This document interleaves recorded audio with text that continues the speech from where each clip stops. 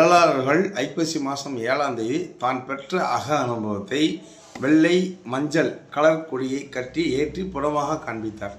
இன்னைக்கு ஐப்பசி 7. இதன் விளக்கு என்ன தெரியுங்களா? கவனிங்க. தொண்டைக்குழி முதல் தலை உச்சி வரை ஓடும் சுவாச அனுபவத்தை தான் அவர் கொடியாக காமிச்சார். 1/4 பங்கு வெண்ணிறம் மஞ்சள் நிறம், 3/4 பங்கு வெண்மை நிறம், அதான் ஜோதி. அப்போ இது என்ன தெரியுங்களா? முதல்ல நாம் 12 மூச்சை நிப்பாட்டணும், 16 மூச்சாக மாற்றணும். உள் மூச்சு மாற்ற 24 மூக்கிலே சுவாசம் வரக்கூடாது.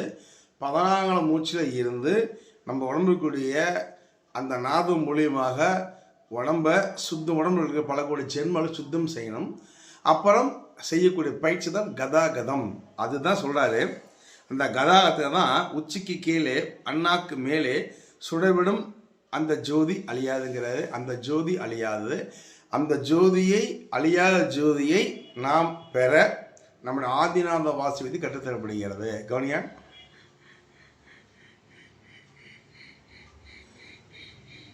இந்த மூச்சு தான் தொண்டைக்குழியும் தலை உச்சி வரக்கூடிய மூச்சு. நம்முடைய ஆதி பிரண வாசி விதி கற்றுத்தரப்படுகிறது.